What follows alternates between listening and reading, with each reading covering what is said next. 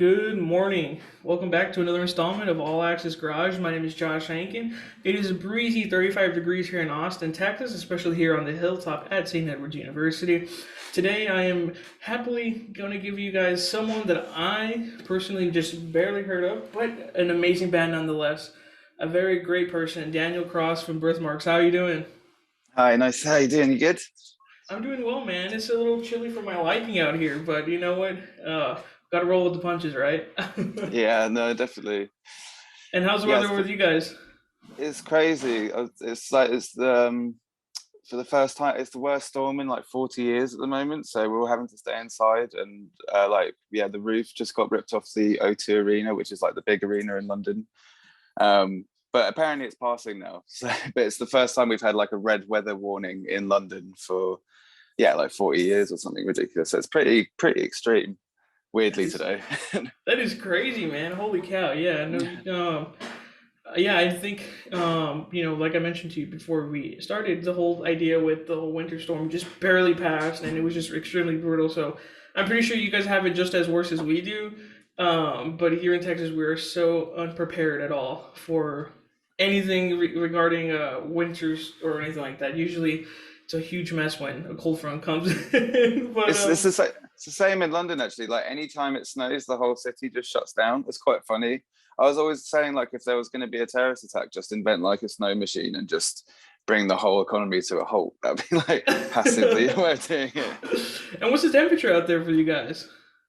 Um, I get so confused between Well, you can the say temperature Celsius, I difference. think, right? Because that's what you go by, right? Yeah, so I think it's about kind of 5, 6 at the moment. I'm not sure if the wind is bringing that down though, but yeah, it's not too bad. It has been freezing recently, but it's like London in early spring, like winter basically. So, Oh man, and is this usually the type of weather that usually happens within this time? I guess around here in February for you guys. yeah, so around like January and February, we'll get like a couple of days of snow every now and again, but it's just everything I'd imagine you see in films where it's kind of like cold and rainy. That's kind of London for this period of time. So. All right. Well, once again, thank you for coming in, and we here at the Hilltop, especially here at Top Radio and All Access Garage, we're really welcome to have you here. It's a privilege. So thank you so much for taking some time out of your day to stop by. No worries. Thank you very much for having me. Alrighty then. Well, let's do it. That's what they say. Let's do that, right? How did it all start for your band? What was the kind of the origin story, if you would, for that? So basically, I was in a kind of punk band called Little Death Machine for years with kind of a few different members. And we started working on an album, and the punk band was pretty aggressive and like industrial and a lot of kind of like harsh beats and stuff. But when we started doing the album, it just didn't really sound like that. It felt like it really evolved. And then it was just like the name didn't fit pretty much. It was like the machine wasn't there anymore. It was like more organic sounding. So we decided to let's just make it a new band. Let's do a new thing with it. We'd been doing Little Death Machine for a long time. We kind of done what we wanted to do with it, and it was fun and it was cool. But it just felt like it was a new opportunity to do something different. Like one of our members left. Like we had a VJ who would do visuals projected onto us live and stuff, and he was getting really busy with because he does animation, so the idea of touring and animating was getting a bit tricky for him. So yeah, it was just time to kind of like maybe readdress it. And then the album just sounded so different to what we'd done before. It just felt like it was a time to do something different. And hence the new name. Right on, right on. And for you specific, or yeah, for you specific, was there anyone who inspired you to probably get into the music scene? Just kind of going a little bit backwards in time there. Yeah, well, my uncle when I was young, I've got this lovely cool uncle who used to like give me CDs and stuff every birthday. So when I think I was like 10, he gave me Nevermind by Nirvana, and then he gave me Repeater by Fugazi, Nevermind the Bollocks by the Sex Pistols, Slint, Spiderland. And so like every birthday and Christmas I'd get like this new like incredible little disc of music, and it was so different to the last one. And it was just, and then he started giving me like hip hop stuff, so like Cannibal Locks, I can't remember the name, the Cold Vein by Cannibal Locks he gave me, and it was just feeding into like obviously there's like the mainstream kind of radio and stuff that I was around, but I guess it's like a lot of people have that older brother who passed down their record collections. Did you get that? But I had that through my uncle. So like every birthday would be like this new genre to explore, or this new kind of mood and stuff. And like I love all those albums. They're still like some of my favorite albums. Maybe not the Sex Pistols, but yeah, like Slint is like still one of, like Spiderland is definitely one of my favorite albums of all time. And I think I was like 12 when he gave that to me. I didn't necessarily understand it at first, but it just yeah, I guess it just hit deep with me. And do you still find yourself going back to those albums that your uncle gifted you, maybe to listen around some time here to there? Yeah, so like I always call Spiderland my depression album, and I can tell it's like when I'm starting to feeling quite sad that I'm listening to that on repeat, and it's kind of like it's in some ways a bit of a warning sign for me now to kind of like maybe address some stuff that's going on, because I mean it's beautiful and it's an incredible record, but it shouldn't be listened to like 20 times a day. That's not healthy. But yeah, like we all still love Nirvana, obviously, and like Cannibal Ox again. That record I still really love. It just, I guess, it kind of opened up new worlds, really. Right on, right on. Um, so as far as your band name, is there a story behind Birthmarks, the name, though the band name Birthmarks, perhaps? Yeah, so the punk band is Little Death Machine, and I just wanted to do something opposite of that. So I was like death, birth, and then birthmarks just kind of seem to fit. And I feel like they can be interpreted as something that's like either like cute or beautiful or really ugly, or and I kind of feel like our sound jumps in between those things uh, to a degree. And I guess it's just something that you're born with. So the music, it sound really corny, but like you're born with the music. But, and I've also got birthmark on my head, which I've never seen because I'm too scared to shave my head. Um, but yeah, it seems like people kind of react to the name. Like some people find it a bit weird, which I guess I quite like. Like there's some people don't like it because they don't like birthmarks, or they have like a negative connotation with birthmarks, which is I think it's quite interesting as like an artist to put that to people as a thing. So it's weird that it has such a strong reaction. I didn't expect that in the slightest when we decided on the name, but it's funny, like it's visceral to people. But I think birthmarks are really beautiful on people. Oh, it is very, especially in the band. I think it was the first band that I've heard with such a unique name like that, and I figured it was like really interesting because now that you mention it, it's kind of up to the interpretation of people on how the I guess where the birthmark sounds to them. So I feel like this is very interesting. You kind of leave it to the listener to determine that, which is pretty. I think is really awesome. I think that's something that I actually haven't ever. Heard an artist say before or do that. I think it's just much more of a name, but this one has like a connotation to that. So I think that's really interesting. So that's pretty Yeah, cool. I think as well, like I'm giving ourselves too much credit. Like it just sounded cool and it looked cool as well. But then all these kind of like connotations kind of started to make sense afterwards. So it wasn't like our intention to go out with a name that has connotations, but we'll take it. Like it's It's very interesting, and that's really awesome. I'm really happy you came out with a very cool name for that. So really awesome. But as for you right now, right, personally in your personal life, what do you do? Such as hobby sports. What do you do outside of music if you're not doing anything in the studio? I mean, it's pretty all encompassing. I'm not gonna lie, but me and Jono in the band were both really into films and cinema, so we'll watch a lot. We'll talk about films, and yeah, really into film. I'm really into art as well, so like I love going to see different exhibitions, and just like reading about art. I'm quite a big reader as well, so I was really into nonfiction, but I'm trying to get into fiction now. So I'm working my way through a couple of books. Also, I support a football or a soccer team called Arsenal, so that's takes up some of my like emotional time, so because they're quite a hard team to support.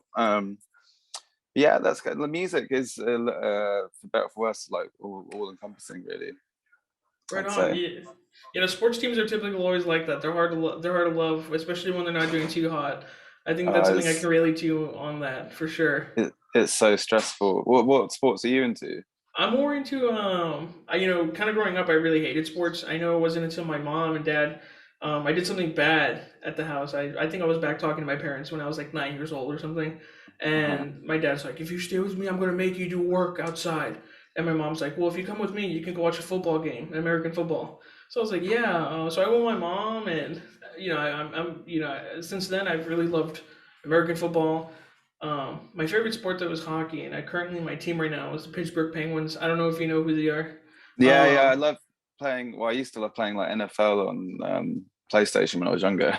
yeah. Yeah. Either way, it's very frustrating because to your point, yeah, it's hard to support a team when they're just very. You just want to go in there and just like you know get upset and Oh, yeah. everything. It's It's just so I. painful. It's funny though because I kind of well, I'd always liked football, but I kind of fell out with love of it, or just kind of lost interest, or was too busy doing other stuff until the lockdowns happened over here, and then football became like our only form of live entertainment. And my fiance hates football with a passion, and she's convinced that I like conned her into a relationship with someone that doesn't like football because now she's like, when we were first going out for the first few years, you had no interest whatsoever, but now it's like you dedicate time to this now. It's like it's literally because it was the only live entertainment, and I got back into it. You know. And if you know, real quick, I know we're kind of going a little bit. I wouldn't say off topic, but rather when the NFL goes to the UK, do you know how? Like, do they just play on like a regular like football field? In terms Yeah, of yeah, they do Wembley Stadium, and I think White Hart Lane, which is the Tottenham Stadium.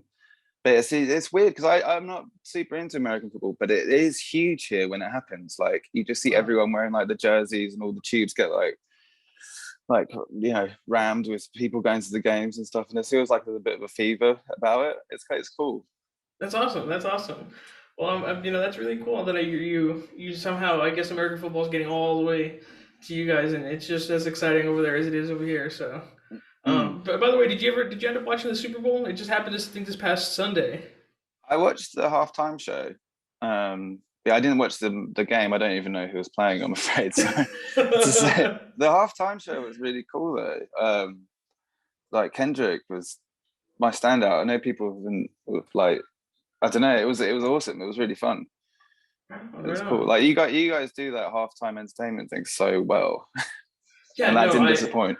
yeah, I know that the other they had like I know of halftime shows. I think the only halftime shows there are usually in the Super Bowl. I don't think there's any other sport that or any other yeah, any other sport that has halftime that does something like that at all. But yeah. Is is your halftime at that point longer as a period of time? Because it was it like normally well a football match is like 15 minutes. So I'm not sure what an American football match is, but do they I think extend it for the halftime show? yeah, so I think like during regulation games, I think it's more of a I think like 20 minutes give or take. And then Okay, after that, it's about another after the you know I think for the Super Bowl I think it was like almost like 45 minutes all right. because I'm assuming the whole time to set up the whole stage, perform, and then get everything out of the you know the field. I figured it'd probably be Yeah. about 45 minutes give or take. Okay. Uh, Wow. but yeah, That's so crazy. as far as you right now, you know, if it weren't for music, what do you think you'd be doing right now? Perhaps.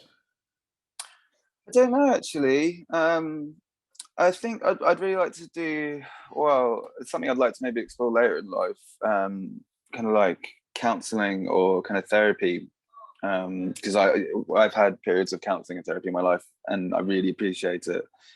Um, and it. I don't know what I've done without it, and I'd like to not give that back to other people, but I'd like to maybe be able to help people in the same way that I was helped by people. And I love reading about kind of the brain and psychology and um, figure out why we do things, why we react to things the way we do, and like CBT and stuff like that. So it's something I definitely like to explore in later life, which I'm thinking about doing as in the next few years, maybe alongside the band. Um, so probably something to do with that, I think. That's great. That's really great. I think like you know, we were talking before the interview. It's important to take care of your mental health, regardless of what position you're in. We were mentioning how was the Black Country New Roads. Yeah, Um, yeah, yeah. you know, if, for people who don't know, I know the main singer. had left for his mental health. And I think that's something that everyone needs to, kind of acknowledge, because it's, your health comes first. It really does. And if you don't have a good health, you can't really live a productive life. So it's very good that, you know, that people are taking care of their mental health. And for you, Daniel, I think it's very important that you took care of your health too. Mhm. And I feel like that's something that a lot of people, unfortunately, especially I've mentioned it so many times in other interviews, where the city I come from is very conservative and they don't believe in that. Just kind of like, man up, don't cry. It's important to take care of yourself regardless of who you are and what you do. So I'm very happy that you're very passionate about wanting to help people, become the better self. So that makes sense. So that's really awesome. I Yeah, applaud yeah. you for that.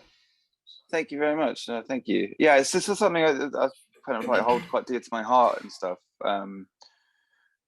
Where I think I don't know many people that haven't suffered with mental health problems, and I think it's important to talk about it, because I feel like that's the best way of starting to change like the taboo around it. It's just like, let's start having more frank and honest conversations about how to stop people from not being well, or from from tragedies from happening, because I feel like it is an avoidable thing if the especially in England, where if like the what's the word, the kind of standardized view on what a mental health problem is, and I say that with inverted commas,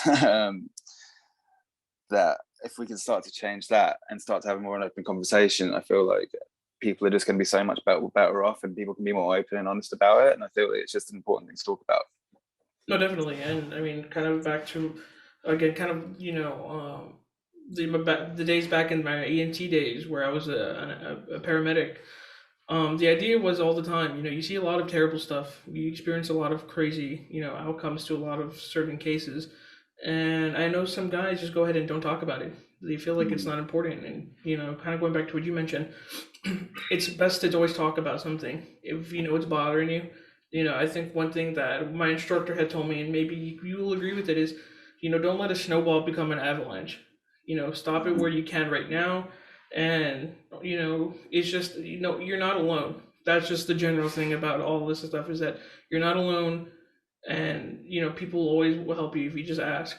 And I think Yeah, that's yeah, the yeah. beauty of it. So like I mentioned to you, pop power to you, man. No, If same to you. It's really cool that you're like um, giving time on your radio show to talk about it. It's obviously something you care about as well, and I think that's awesome. It's really cool. Of course, and I think it's without a doubt to say, if you are any of the listeners right now who are going through a tough time in life, feel free to go to your family, your friends, anyone who you trust to go get some help. I feel like it's a very important thing to do so. I don't have any hotline numbers prepared right now, but I'll go ahead and make sure it is posted alongside anything that does get published out there. So thank you all for that. And then like then once again, thank you for talking about this, Daniel. It's very opening to show people that they're not alone at these times, especially still coming. We're just still kind of getting out of a pandemic. We're still in one, but Yeah. so um as far as as far as the pandemic now, for your band and whatnot, how there's been a lot of struggles, regardless of how you look at it, but maybe on an individual level or perhaps a band level, how do there's been a lot of hardships, of course, but how have you tried to overcome it, perhaps? Well, I guess the pandemics were kind of, it was, there was obviously so many horrible things that happened, but like for us as a band, it was, and there's so many worse things that happened this, but our album came out, I think, 2 days after the first lockdown happened. So it'd been, pretty much a year working up to that. Um, for the release. So that was frustrating because we couldn't play, obviously, and go and support it and tour it. So like all of our live plans went out the window. And like it was such a new landscape to navigate it. It was really tricky. So we were like doing live streams and stuff. That's fun, but I felt like you hit a limit with live streams. Really, you can only do so many. We tried to look at different options on, explore different avenues of live streams. So we do like, yeah, kind of more talking kind of ones, like conversational things, as well as like acoustic gigs and stuff. So that was frustrating. But then I guess the gift it did give was like having so much time. Like I was in a very I'm very privileged to have not been in that much of a stressful situation where like no one I knew like immediately was in like any danger health wise or anything. So I wasn't too concerned about, you know, my friends and my family, thankfully, and I'm very, very lucky for that. But so it just meant we had like time. So I just spent like, I don't know, I can't remember how long it was. Time lost meaning, but about 8 months writing, which was amazing to have that as it was a real privilege just to be able to be like, right, every single day I'm gonna, you know, go up, go for a run, have some breakfast, and I've got a studio at home, go in there and just write and study the craft writing. I was reading a lot about like different songwriting techniques and stuff. And so, and I feel like I improved an awful lot as a writer. Like I'm really excited for our next album, which is kind of pretty much done thanks again to all this time, because it's just like having the time to explore writing as a thing. Just I've never had that before in my life for that long, you know. So it's been, yeah. So I guess for everything that was all bad that happened, like not being able to play and stuff, and we're starting to like rebuild that up now. Yeah, I guess that was just like the privilege of time. Right on, right on. Yeah, I mean, like you mentioned, I think for everyone, really, it's been a hard time, especially for musicians. I believe in the UK, I remember listening to someone and they mentioned that how the UK wasn't really supporting the musicians. I don't know if you can attest to that in a sense. Yeah, the government have been awful. I mean, we've all had like they're horrible, horrible people before all of this, and it just keeps getting worse. Like No, just yeah, when you no, think it's like going as bad as it's going to get, it just keeps getting worse. And no, there was absolutely no support really. I worked in a supermarket for the first like month of it, just like because all my income went pretty much immediately as soon as the lockdowns happened. Like the sound engineer in our band, who I used to work with, she rang me one day and was like, "They're just giving jobs out at the supermarket." So we went down, then we both got jobs, and then it was really weird because, you know, like suddenly working in a supermarket, which is, you know, it's not bad work, and I respect people that do it, but it was, and it needed to be done, but there wasn't any support otherwise. It all took a very long time to come, and when it came, it wasn't great. But yeah, it was awful. yeah, And definitely. I mean, it's kind of in a sense almost the same thing here. In fact, here in Austin, they have this thing called HAM, which basically is like it's kind of like health insurance for musicians here.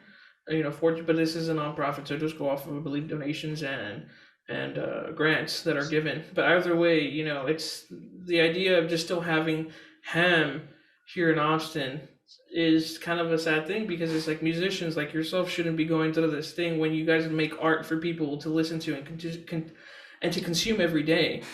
And to think, stuff like that still going on. This shouldn't be a conversation we're having right now.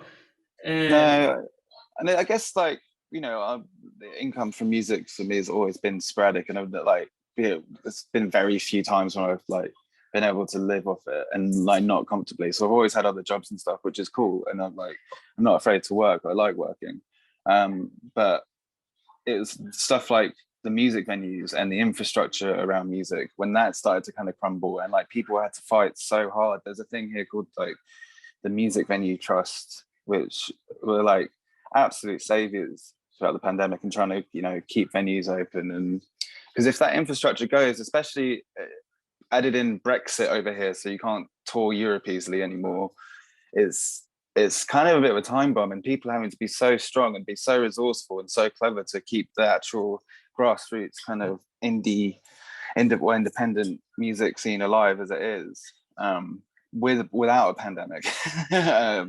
So I like hats off to everyone that like fought like tooth and nail for the venues and for the infrastructure, because they've done such an incredible job and saved so many really important places. It's really cool. No, definitely. I mean, like I said, there are the heroes that don't wear capes, right? Yeah, exactly. So, Yeah, yeah, yeah. yeah. I mean, like I said, like I always said it. I think music has a unique way of helping people. Regardless of the beat, maybe the lyrics to the songs, people can relate to an extent to a lot of the times. A lot of the times, so. Unfortunately, I know that here in Austin, when the pandemic did hit, a lot of the Austin's really known for the music scene here, and a lot of the time the venues were really big, always packed, always sold out. I know when the first music venue I ever went to here in Austin, in fact, the first concert, this is the first time I went to a concert when I was 19 years old, 20 years old, and um, the idea was is that that first venue that I went to is now closed due to the pandemic, unfortunately. So it's kind of crazy to think, something. I mean, I guess kind of now going into it's kind of weird how something we can't even see is destroying a lot of people's lives, much less businesses as well, and the music scene. But now we're kind of getting out of it, and hopefully everything we can rebuild from that. Maybe those venues that unfortunately closed will open again, and we can see light at the end of the tunnel, hopefully soon, right? Um, Yeah, yeah, yeah. so yeah, I mean, for that, I mean, fingers crossed all the time for we're always hoping for the best here, right? So, as far Yeah, and as I think you, sorry, sorry, go for it. I think people that work in live music are like the most resourceful people that I've ever come across as well. So like, if anyone can save those kind of places, it's definitely people that work in live music, like the crews for bands and the venue staff and stuff. They're so resourceful. So yeah, I've got faith in that. Well, yeah, yeah, of course. We're always the music scene will never die. I can assure we all know that. I think that's something that everyone's appreciative of. Um, but as far as going back now to your band, right? Being on tours, going out, playing live music. How has it shaped the music scenes for you guys? Does the audience go ahead and give you a certain vibe that you just want to rock out to? And then maybe perhaps there's certain things that you do to prepare for that. Yeah, I mean, I think, well, in the past we've tried to make the gigs really immersive. So the last tour we did before COVID, like we had quite it was what's the right way of saying this? Like a manifesto of three. So there are three members. We had three strip lights, which were all like in sync with the music and stuff. And it was quite a harsh light show. And then three quite gentle, warm light bulbs above us. Um, so it was all kind of like exploring that as a thing. And before in Little Death Machine, as I said earlier, we kind of had like projections on us and it was all quite immersive. But now we're like, for the next tour, which we're doing next week, we're kind of stripping away from like the production element of it and just kind of letting the music speak for itself. So we've got a new drummer, Claire, who I started the punk band with Little Death Machine with years and years ago, and it's been so cool having her back in it. So we're just kind of like letting the music speak for itself now. And yeah, I guess like I don't know, it's really cool. You just meet so many wicked people and see so many people doing really creative things, and it's a very inspiring way to kind of live when you're like touring around. Just see lots of cool stuff, meet lots of lovely people, meet some not so nice people, but that's everywhere. But you kind of I guess if you're going into creative hubs in cities, you're going to see some cool stuff. So it's wicked. It's cool. Right on, yeah. And I see still kind of going back on your tours you've done. Is there anything, the memorable moment perhaps in any of the tours? Maybe something funny for you guys? Like every time I get asked this question, there's only one thing that really comes to mind. And we played a one-off gig in Bristol before COVID. Again, time has no meaning anymore. But after the gig, we were staying at my friend's house, and we got there before she arrived, and her housemate let us in and stuff. And they just got kittens. So I think there was like 6 or 7 kittens in this one room. So we just finished playing the gig, loaded up out the gear, went to my friend's house, and just played with kittens for like 2 or 3 hours. It was brilliant. It was so fun. It's not very rock and roll, but I guess we're not a very rock and roll band. But like it was just really fun, and the power was cut as well. So we were just playing with kittens and candlelight. It was so nice. Oh, right on, yeah. That is literally, honestly, that's a good way to end the night, right? Just after you just jamming out, you go play with some kittens, I'm all Yeah, down for that. That's Yeah. lovely. No, usually I've always grown up with dogs, so I've never owned a cat or had a cat as a pet. So I couldn't say how much fun they are. I know when I go to my friend's house or my cousin's house, they usually have cats. They're pretty chill with me. I hopefully maybe someday in the future I'll get a cat, but who knows, Yeah, right? I've got a cat called George, and he's like definitely one of my best mates. He's really fun, and he's very like talkative with the cat. So he's got real personality. But we've just printed a new T-shirt for this tour, and it's got his face on it, which was like Oh, so awesome. that It's is really right. So cool. if anyone is interested, you guys should go check out Birthmarks. I believe you have to purchase them in the link in the bio in your account, correct? Yeah, for the tour, and then we'll have the T-shirts on sale after the tour No, yeah, it as was well. very awesome. I was, when you posted that, I guess to see which type of shirt it was. The cat Mhm. one was really cool. I thought that was interesting. I thought it was cool. Now there's kind of a story to that. Now I didn't know it was your cat, George, but now you know what Yeah, I yeah, do. yeah. He's one of my best friends. I wanted to like Right. get him out there. Right on, right on. That'd be cool, especially like I mentioned to you, when you do pop off, because you already are popping off. But when you get to an extreme, to a degree, I guarantee you, those shirts right there of George, man, they're gonna be people who have it. They're gonna just be like, they're gonna be flexing that shirt everywhere. They're gonna be like, I have a picture of George, I have a T-shirt of George on there. That's the dream. That's the end. Yeah, that's the dream. Right on, Just mate. yes. But as far as right now, the kind of going back onto your band and whatnot. You guys, like I mentioned to you earlier, you guys, when I first found out you guys, you were at around 600 followers. Now you guys are 2,000 plus. I think almost now reaching 3,000 at this point. So your music is just so awesome to a lot of people who don't even know it. And the thing is, a lot of people are knowing it, slowly now. But what makes your fans, the people who listen to your music, so great? Um, they've got excellent taste. No, they well, I guess we've always tried to be really open with any audience and stuff. So and like have lines of communication open. So I talk to people. I don't really like the term fans or like to make any kind of pedestal or anything like that. I kind of just see it as people like the music, and that's cool. But I've always wanted to be quite open and have quite clear communication channels with people. So like I always really appreciate messages and like to have like a dialogue with people. And I think what I've always really strived to do with the writing is just be as honest as possible. Um, so I guess there's no pretense with it. It's just this is how I feel about this emotion, or this is what I feel about this. And I think people kind of respond to that in a way, like in a positive way, where you can just have like a good, honest conversation with someone. And I guess like I'm happy to start that conversation. Of course, yeah, Yeah. right on. And like like I keep saying, and I'll say it again, the music in and out of itself is just amazing. I think that it's something that you can listen to, you can and just relate to it to an extent, and it's just awesome because again, I'm looking at your album, and it's just you have all these wonderful songs, and the majority of the songs are literally on all my playlists. Oh, Funny enough, so um, anyone literally, if you are listening right now, I totally recommend you should check out this band. Again, they went ahead and I listened to them the first time when we kind of got in contact at the first, and I was like, who is this band? But as soon as I put it on, it was just amazing. I think it's one of those things that you don't you look at you listen. I mean, you look at the band and you just like, who are these people? And as soon as you put it on, it's just great all the time. So I've literally listened to this album probably about a good 3 to 4 times just throughout the whole thing. Just when I'm doing my work, doing anything, I just have it on in the background. So thank you. Thanks very much for listening.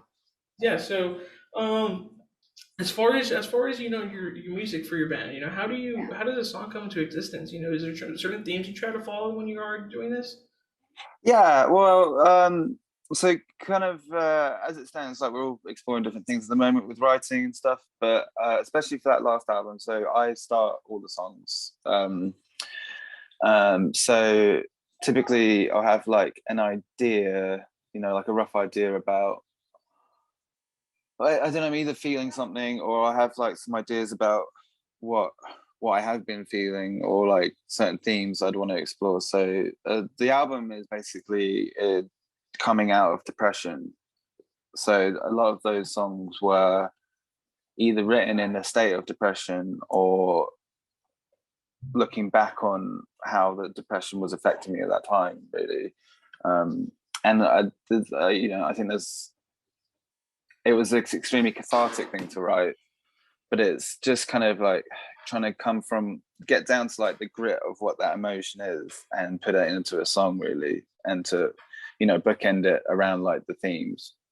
But typically it would start with either me playing piano or guitar and just kind of get a few chords, and then that would kind of set the tone roughly for it. And then then it's just like harboring lyrics, which is quite a painful process, but not painful emotionally. It's really cathartic, as I say, but like painful to find the words, because it's trying to find the right honest approach and just being really honest with myself, really.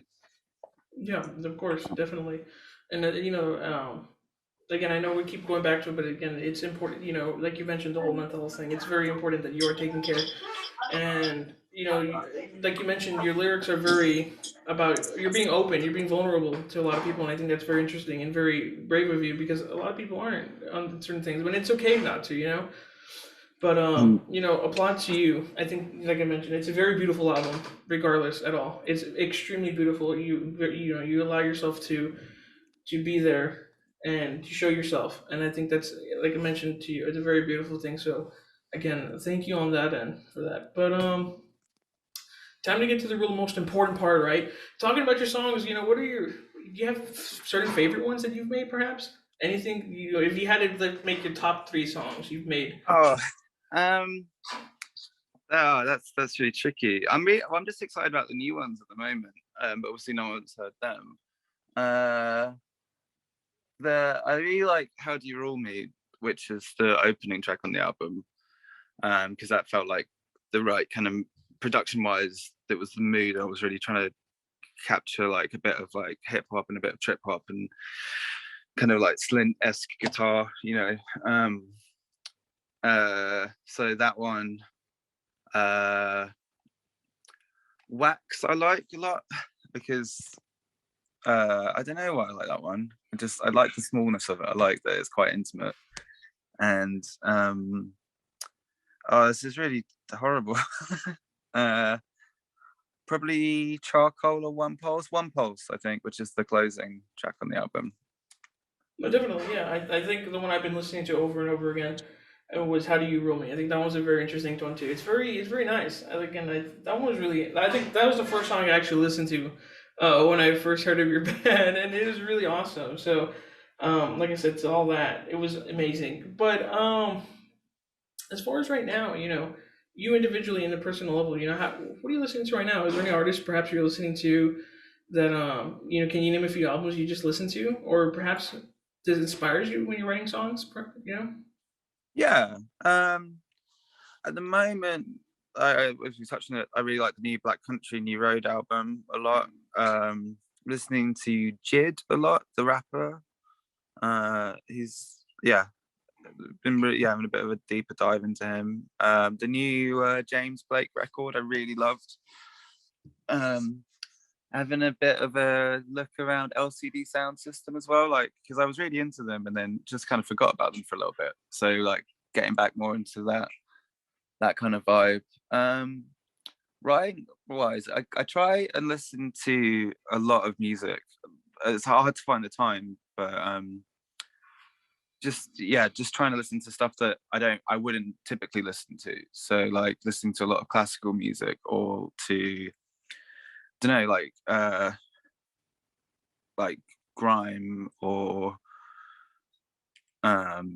like jazz and things, just stuff that, because I grew up on like punk and hip hop and stuff, so now it's like, and I love it still, but I feel like you need to kind of open your world a bit, No. otherwise you just get stuck in the same kind of like cycle of things. So I'm listening to, at the moment, a lot of kind of like older jazz, um, which is really cool. So like I'd never listened to like Bitches Brew until a few months ago, but I've been listening to that a lot and trying to understand it really. And like there's so many fresh sounds in that which I haven't heard before, which is really exciting to me, which is what I look for in music.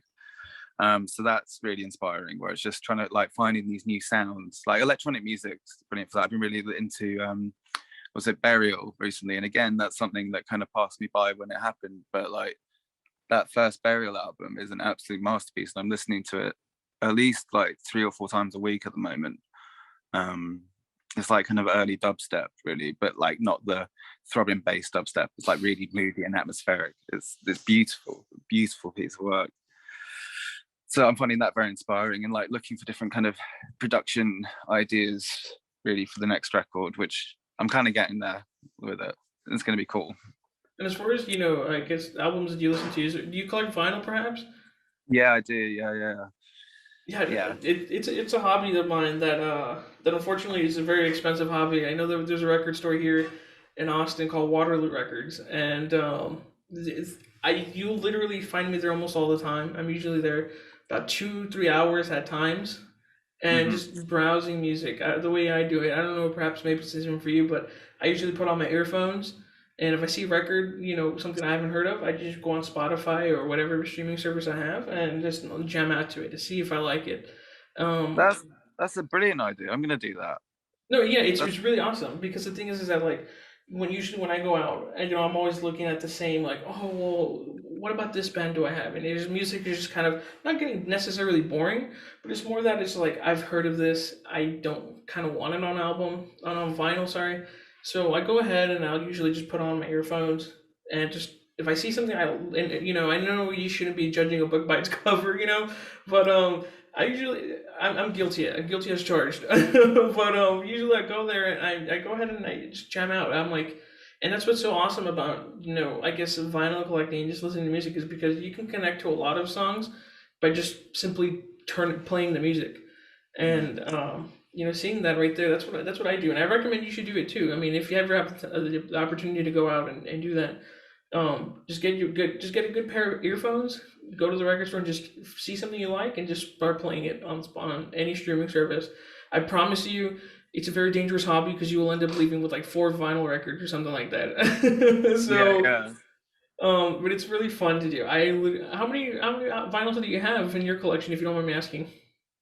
Well, me and my partner combined ours when she moved in, so like it's pretty sizable. She works in music, so she works for like labels and stuff, so she used to get a lot for free. So we've got a lot of that, and then my collection, and obviously her collection. So it's like three kind of big collections. But there's a really cool record shop in Camberwell, which isn't that far from where I live, called Rat Records, and basically the guy that runs it spends the week going around buying up old collections from wherever. And then on Saturday mornings, he has like a big unveiling. So there'll be a queue outside the shop, and you won't know necessarily what's going to be in there, but it's always got really cool stuff, and it's really cheap because it's all like secondhand, and it's just like this weekly turnover thing that he does. It's really cool.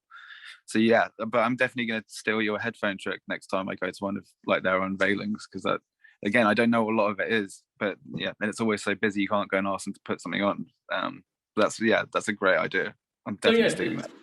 yeah, no, I always, like I mentioned to you, it's a very dangerous thing to do because you'll end up living with a lot of vinyl, especially now over here. I know that our currency is kind of different to where I believe yours is pounds and ours is money or USD. I think, what did you say, or something like that? I don't know. Point is with us, I'll end up usually going in there. I'm like, I'm gonna get like one $30 vinyl. I ended up leaving with like a $200 bill with with like 5 vinyls with me. I remember the other day, I had bought I bought the whole discography of Mac DeMarco.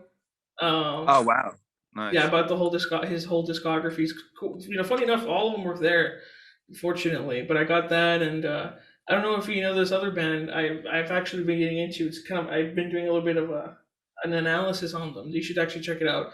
It's called Have a Nice Life, um, and it's the album was called Death Consciousness. It's very interesting. It's very atmospheric music. Um, I'll make sure to send that to you. I think you might enjoy that. Although I do recommend anyone who does listen to it because it does have a heavy meaning to it.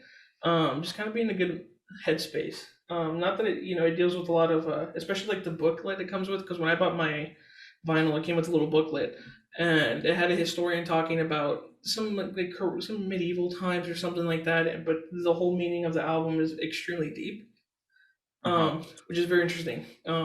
But yeah, I recommend it to anyone who wants to get into something new and unique. It's a very um, interesting project.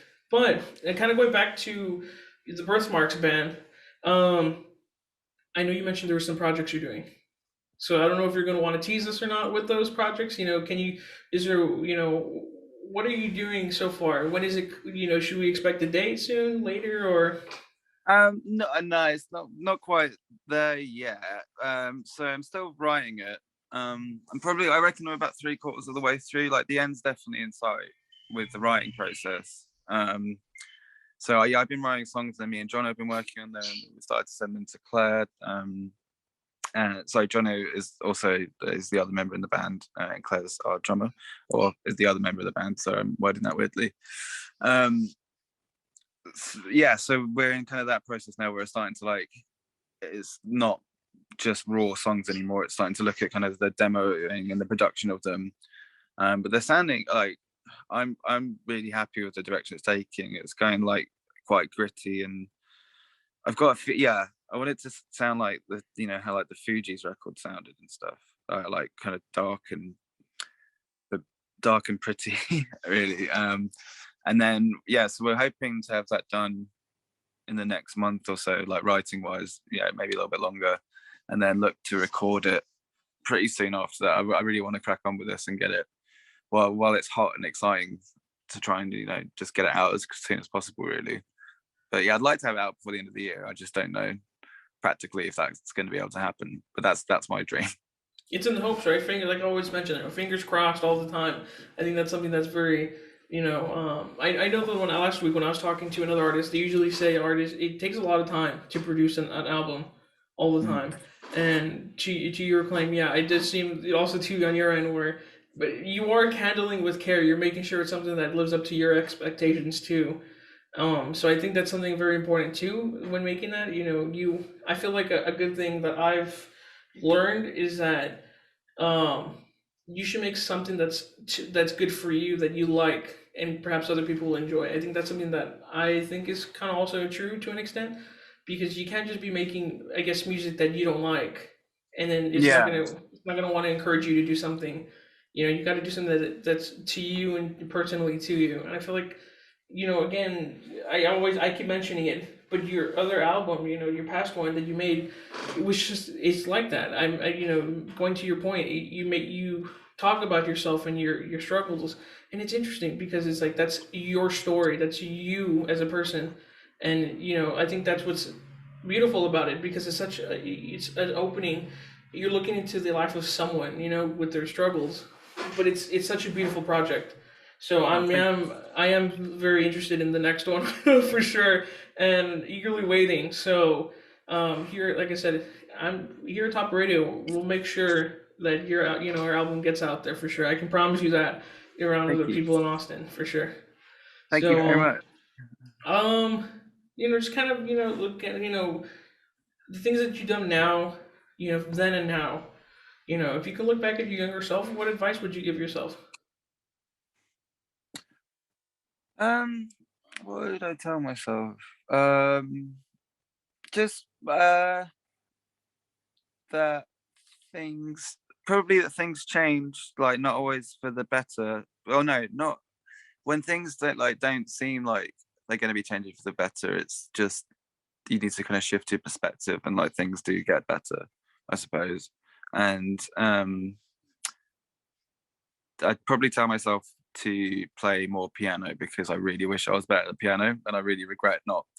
Every time I sit down to it, I'm like, I should have been doing this every day for the last, X amount of years. But like, and every time I set myself to be like, I need to get better at piano, so I'm going to practice every day for that lasts for like 2 weeks, and then I have to relearn everything again. And I really, really want to be an amazing concert pianist, but I can barely play chords at the moment.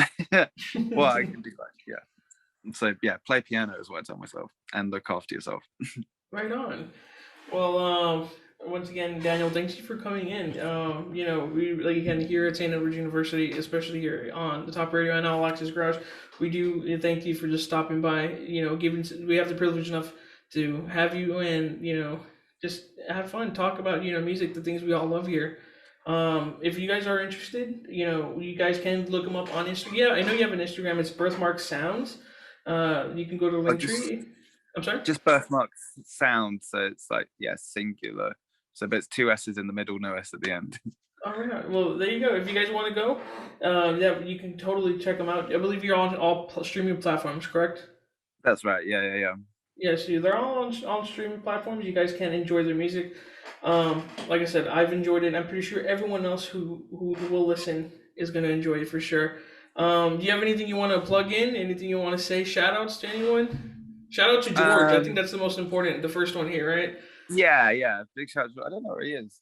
Yeah, he's probably hiding from the storm. But yeah, yeah. Big shout out to George. We're really, really excited to have Claire joining. That's kind of our biggest news at the moment. So big shout out to Claire. And like we rehearsed last night, and me and John had literally spent the whole way home talking about how happy we are that she's in the band. So big shout out to Claire as well. Right on. Well, like I said, thank you for just joining us here, and we hope to have you soon. Maybe if you're here in Austin, let us know, and we'd like to have you over. Oh, awesome! Yeah, that would be lovely. I'll let you Awesome. know whenever that happens, or if it happens. Until then, you all have a great day, have a great morning, and I'll see you when I do. I'm out.